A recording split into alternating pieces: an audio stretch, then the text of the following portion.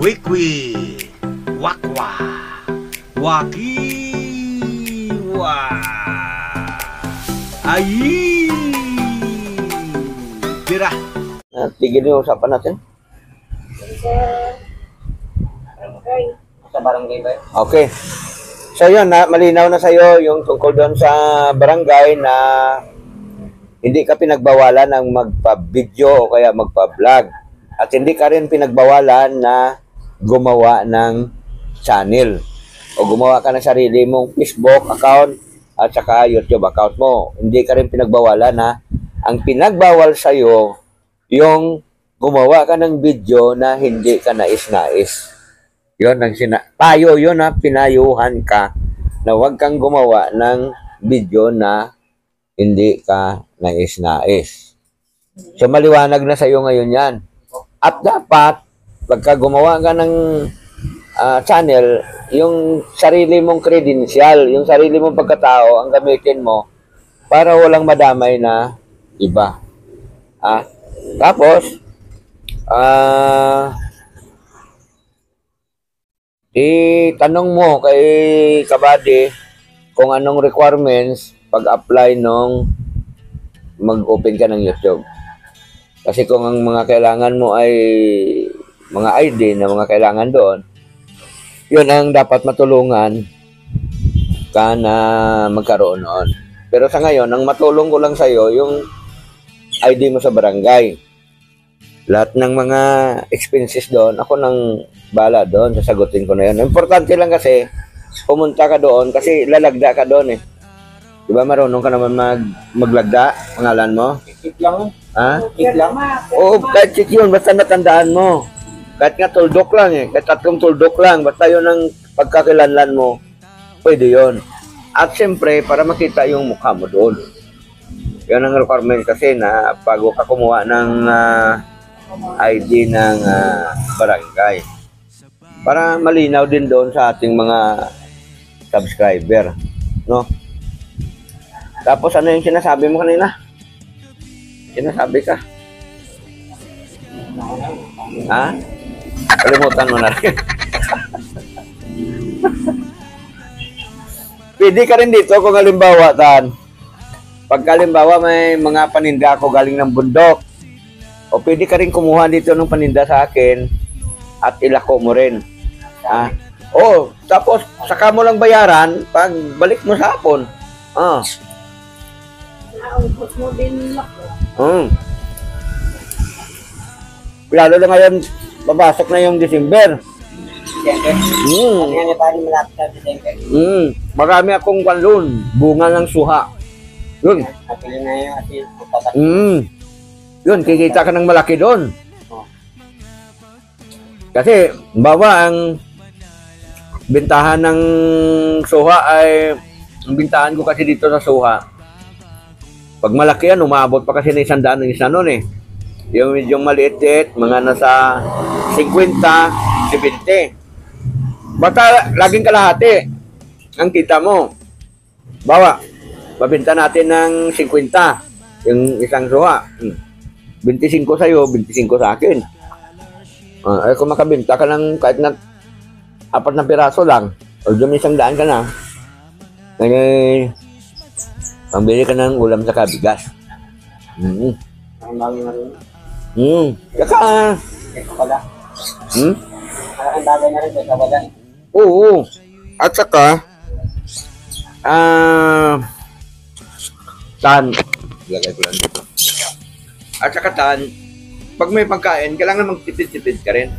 Yung nga lang din. Ba? Pag meron kasi, ubus biyaya rin. Pag meron, ubus biyaya. Kasi napansin ko sa kay Jonathan, mga ka-business, nung doon pa sila sa barangay, di ba sagana kayo doon sa pagkain? Pagka hindi naubos yung pagkain, tinatapon na lang nila. Pangit yun kasi paano yun eh, buisit. Tawag dyan sa amin, sa probinsya namin, pag nagtatapon ka ng pagkain, buisit yun. Kasi yun, hindi pa naman yun panis eh, di ba? Binili ng umaga, pagdating ng hapon, hindi pa panis yun, lalo na karne. So, ang gagawin mo doon, pwede mo yung initin, kainin mo ulit. Ngayon, kung sabihin na lang natin talagang napanis yan, hindi talaga makain, o ilagay mo pa rin sa lalagyan dahil maraming nagugutom na mga pusa, mga aso, di ba? Yung aso at pusa, umaasa din yan na may mga taong magbibigay sa kanilang pagkain. Yung tinutukoy natin yung mga asong gala, saka yung mga pusang gala. Ganun ang gagawin nyo, tingnan mo, gaganda ang kapalaran mo pagka ginawa mo yun. Diba? Kaya ko pa? Sige na nga, Frank, sige na. Buta na. Sige na ako, nagtawa na ako. A few inches later. Nagutom pa ako. Kanina. Ano, may asawa ka na? Hindi, nagutom ako kanina. Nakapat na ako niyan. Mama, dalawa. Parang narinig ko doon sa kay Buddy, may pinupormahan ka daw na siya. Kaya yung nagpa-vlog ako, yung wala na akong channel. Oo, hinahanap ako magandang babae doon. Sa may Green Valley, nakita nyo kami doon, nakatambal. Napaload ako. Babae, 19. Ano yun, maganda yun. Bata pa. Naputi, makinis. Tapos ako may edad na. 36 na ako, siya 19. Kaso may tsura din siya. Mabait. Binablog ko siya eh. Sabi niya, hindi ka na nagbablog. Hindi na, wala na akong channel. Na-miss din nila yung binablog ko sila. Kaso wala na akong channel. Yun pwede yun. Pag may channel ka na sa hinaharap, pero maghanap ka ng ganun. Kausapin mo, mag-usap kayo. Usapan, walang bastusan ba? Mabait yun. Hindi sana hingi. So, ibig sabihin, may nakita ka sanang babae na parang tawag dito. Parang malapit sa'yo. Gusto ka rin kaibiganin. Ano siya, nagtitinda na ng grocery. Mm-hmm. Nagtitinda sa may grocery. Ayos Richard, baka naman mapaibig ka doon o ano? Gustuin ako yun. Pero mabait. Paano kung halimbawa ginusto mo yon at saka ginusto ka rin niya, ano bang pwedeng payag ka rin? Kaso, hindi ko alam kung gustuin niya ako. Siyempre naman, pag nakita naman nila na maganda yung pagkatao mo, yung anak buhay mo, kahit sino naman gugustuhin ka diba? Okay na, taga-taga lang. Ganito lang muna. Okay na yan. Kagal sa manghingi-hingi ka kung kani-kanino, di ba? Ganun din, tapos bukas, hingi na naman. Kakaya. Nayaan niya rin ako. Tapos minsan wala, tapos tagod lang ako. Ito, kahit araw-araw, tapos pinenta mo yan, magkakaroon. Pagkain naman niya, mabibili yan. Tipin mo. 30 piraso to. Naubos. Naubos. Siyempre, kikita ka dito. Yung aking tubo, sa kanya yung ano ba yun? Punan. Puhunan. Sabi ni Tingin Bati. Pupunta nga ako sa kanya, babalik yung lahat. Siyempre, para mabalik din naman talaga ang punan. Dito, sa ginagawa mo, may marangal na nabuhay ito at kumikita ka ng tatama. Di ba, nung sabi mo sa akin nung nakaraan, ang layo na ng inikot mo? Layo na nga, maligaya. Tapos, hanggang phase 5. Layo. Tapos, magkano lang ang nadala mo nung kumain ka dito? 20 lang yata? Pero ibig kong sabihin, yung 20 na yon ang layo ng inikot mo, Hindi, umikot ka naman doon kasi wala naman doon si Reggie yata nung pumunta ka Wala nga. Siyempre, kung nandoon, baka hindi rin matiis ng mag-asawa na yun, bibigyan ka rin noon, kahit pa paano. Nasimpo naman na yung pera ko lang talaga 50. Dahil na yun, at lagi naman sa'yo wala pera. Dito kasi maraming dumadaan dito. Sa akin, marami ako ditong pulubi na inalagaan. Kanina may dumaan na naman, hindi ko na binablog biglaan ba? Ganyan na natin kailangan i-vlog. So, ayan. Mga kabisnes, nakikita natin ngayon si Jonathan. Ito ay isang magandang halimbawa at isang magandang pagkakataon para sa kanya. Sinunod niya yung payo ni Thinking Body na maglako at saka magtinda nung turon. No? Kahit ano, basta ipatinda sa'yo, okay yun. Ngayon, pagka may paninda din ako dito, pag daan-daan ka dito, may nakita ka may mga saging dyan, anong mga kalakal ko dyan. Pwede mong itinda saging kasi madaling ibenta yon. Pwede yun. Siyempre, kunin mo mura lang dito sa akin, bibenta mo ng tamang presyo dyan, kasi may ginansya ka na kikikain.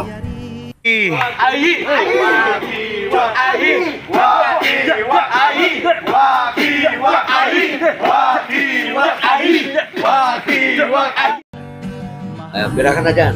Mga kabisnes, Hmm. nagbibenta na po ako ng turon. Yun. Galing kay Tingin Bali, tinuruan ako. Para may sarili din akong pera. Para sa araw-araw may pera ako. Tsaka pupunta rin ako dyan bukas. Magbibenta rin ako sa inyo mga kabisnes. Dalawang ganyan, dadalhin ko alas 2. Yun. Alam na po mga kabisnes. Nasa bahay ako ni Kuya Wakiwak. Bentahan ko rin siya ng turon. Yun lang po mga kabisnes. Alam na po. So yan, ibig sabihin, plano mo na magpunta doon sa kanila ni kabisnes. Lalakad lang ako. Oo, siyempre, hindi. Habang naglalakad ka, maglako ka. Oo, Sigaw ka ng turon. Turon. Para mabuhasan dito. Kilala nila yung mukha mo. O di, Jonathan to. Baka bago ka dumating doon, kukunti na lang ang dala mong turon. Oo. Ito rin ako. So yun, mga kabisnes. Yung mga may mga tampo kay Jonathan, yung may mga payo kay Jonathan, kung ano-ano man, siguro parang nakita naman na natin si Jonathan na parang sa ngayon ay nagsikap siya na kumanda yung kanyang pag-anak buhay o kanyang ginagawa. Siguro suportahan na lang natin mga kabisnes kasi lahat naman ay may pagkakataon para baguhin yung buhay at pamumuhay. Ba, Jonathan? Okay. O yan. Maganda to pag natutunan ni Jonathan yung ganitong uri ng anak buhay ay marangal po ito. At yung ganitong anak buhay, maraming yumaman dito. Kita mo yung mga tinitindang turon doon sa SM? Si Pebby yung. Ha? Yung sa isang Pebby kuya. Mahal to! 20. Ha? 20 yung medyo malaki. 20? Oo. Mura pa yun. Easy lang ata yun. Hindi, mura pa yun. Kasi ang binili ko doon, 50. Wait lang. O doon sa may kan, binibilahan ko doon. Alam mo naman mga tao doon sa SM, pagdating sa SM, pero parehas lang naman lasa noon. Oo, may Pero langka lang. 50, nilagyan lang ng konting... Langka. May langka lang yon. Tapos nalagyan nila ng gatas, yung gatas na Darigold. Alaska? Condense. Oy, condense. Yung nilagyan na nila ng kondensada na gatas. Ganyan to. 50 yun. Yung kasi normal lang yung natural. Oo. Natural lang na tunay natural. Alam mo ba, mayroon akong kaibigan na ito bago tayo matapos mga ka-business ano. Mayroon akong kaibigan na nagtitinda ng banana Q. Alam mo Tan, sa pagtitinda niya ng banana Q, napag-aral niya yung kanyang mga anak sa college, nakabili pa siya ng sasakyan. Hindi naman yung sasakyan na magarbo, no? Basta nakabili siya ng sasakyan at nagkaroon din siya ng bahay. Nakabili siya ng bahay, yung hulog-hulugan. Hanggang sa nabayaran niya yon sa pagtitinda niya ng turon. Kasi nga, yung pwesto niya, nung time na yon, yung pwesto niyang tindahan ng turon ay mga nasa 15 pwesto. Yung may mga tauhan siya. Yun, siyang nagpupuhunan doon.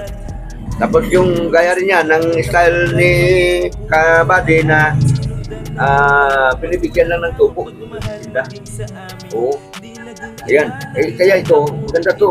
Tama naman, masarap eh. So, papicture tayo. Picturean kami ni... Bigyan mo magkano yung tan? 70 ano? Sabi niyo po kayo. Oh. Tapos sukli ko. Ha? 30 ang sukli ko. Sige sa'yo na, sobra. Salamat po kay Kuya Wakiwak. Yung sobra po, binigyan lang po sa akin 30. Yan. Binili po ni Kuya Wakiwak. Salamat po mga kabisnes. Oh. Ayan. Diba? Kung tutusin, maliit lang na halaga yan, pero masayang-masaya ka, no? Dahil pinaghirapan mo. Diba? May kwenta. May Kwenta yung buhay ko. yun. Yan ang maganda. May kwenta na buhay. So, yung lalagyan, ayan. Lagyan. Oo. Ano na? Inumin mo na. Tara. Ano kami rin yan? Tama na yan. Okay na yan? Paalam na po. Paalam na. Uwi na po. So, ayan. Dito tayo. So, ayan mga ka-business. Maraming salamat. Nakarating kayo hanggang sa dulo ng video kong ito. Huwag ko sana kalimutan. Patuloy natin support sa business official, sa business family, Papa Dix TV, at siyempre lahat ng mga kagwang. Lagi po natin makatandaan na ang kalusugan ay kayamanan. Isa pa. Lagi po natin pagkatandaan na ang kalusugan ay kayamanan. Number one. Never say goodbye. Tomorrow is another day.